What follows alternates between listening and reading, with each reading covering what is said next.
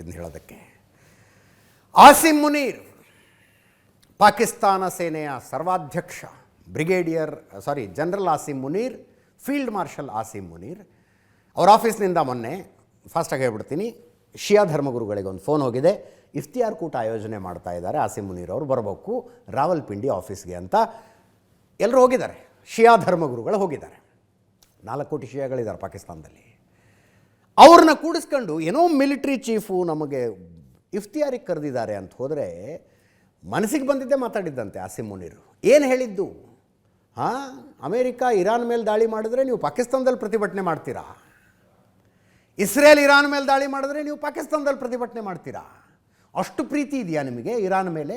ಅಷ್ಟು ಪ್ರೀತಿ ಇದ್ದರೆ ಹೋಗ್ಬಿಡಿ ಅಲ್ಲಿಗೆ ಅಂತ.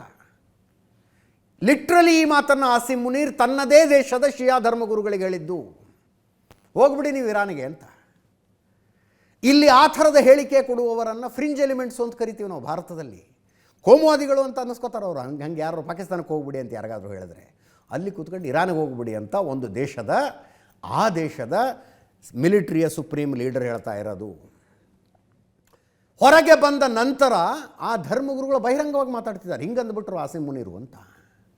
ಅವ್ರು ಹೇಳೋದು, ನಮಗೆ ಇರಾನ್ ಮೇಲೆ ಪ್ರೀತಿ ಇದ್ರೆ ಇರಾನ್ಗೆ ಹೋಗು ಅಂತಿರಲ್ಲ, ನೀವು ಅಮೇರಿಕದ ಮೇಲೆ ಅಷ್ಟು ಪ್ರೀತಿ ತೋರಿಸ್ತಾ ಇದ್ದೀರಿ, ಇಸ್ರೇಲ್ ಮೇಲೆ ಅಷ್ಟು ಪ್ರೀತಿ ತೋರಿಸ್ತಾ ಇದ್ದೀರಿ, ಅಷ್ಟು ಪ್ರೀತಿ ಇದ್ರೆ ನೀವು ಅಲ್ಲಿಗೆ ಹೋಗ್ಬಿಡಿ ಅಂತ.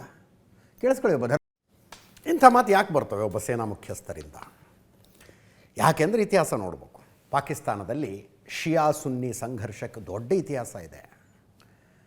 ಸಾವಿರಾರು ಜನ ಶಿಯಾಗಳನ್ನು ನಡು ರಸ್ತೆಯಲ್ಲಿ ಕತ್ತರಿಸಿ ಹಾಕಿದ್ದಾರೆ, ಪಾಯಿಂಟ್ ಬ್ಲ್ಯಾಂಕ್ನಲ್ಲಿ ಗುಂಡಿಟ್ಟು ಕೊಂದಿದ್ದಾರೆ. ಅವರು ನಮಾಜ್ ಮಾಡುವುದಕ್ಕೆ ಹೋಗುವ ಮಸೀದಿಗಳಲ್ಲಿ ಬಾಂಬ್ ಬಿಟ್ಟು ಉಡಾಯಿಸಿದ್ದಾರೆ. ಪಾಕಿಸ್ತಾನದಲ್ಲಿ ಉಡಾಯಿಸಿಬಿಟ್ಟಿದ್ದಾರಲ್ಲಿ ಬಾಂಬ್ ಬಿಟ್ಟು. ಶಿಯಾ ಸುನ್ನಿ ಸಂಘರ್ಷ ಪಾಕಿಸ್ತಾನದಲ್ಲಿ ಪೀಕ್ನಲ್ಲಿದೆ. ಒಂದು ಅಲ್ಲಿ ಶಿಯಾಗಳ ಅನುಭವಿಸೋದು, ಇನ್ನೊಂದು ಅಹಮದಿಯರ ಅನುಭವಿಸೋದು ರೀ. ಬೇಜಾರಾಗತ್ತೆ ಅವ್ರು ನೋಡಿದ್ರೆ. 2 ಸಬ್ಸೆಕ್ಟ್ಸು ಇಸ್ಲಾಮಿಂದು, ಬಟ್ ಅವರ ಮೇಲೆ ನಡೆಯುವ ದೌರ್ಜನ್ಯಗಳು ಸ್ವಲ್ಪ ಜಾಸ್ತಿ ಟೈಮ್ ಬೇಕಾಗಿತ್ತು. ಇನ್ಯಾವ ಥರ ಮಾತಾಡೋಣ. ಇದರೊಂದಿಗೆ ಇವತ್ತಿನ ನ್ಯೂಸ್ ಅವರು ಮುಗಿಸ್ತಾ ಇದ್ದೀನಿ.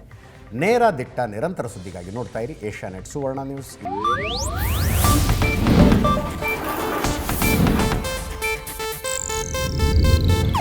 ಇದು ಏಷ್ಯಾನೆಟ್ ನ್ಯೂಸ್ ನೆಟ್ವರ್ಕ್ ಪ್ರಸ್ತುತಿ.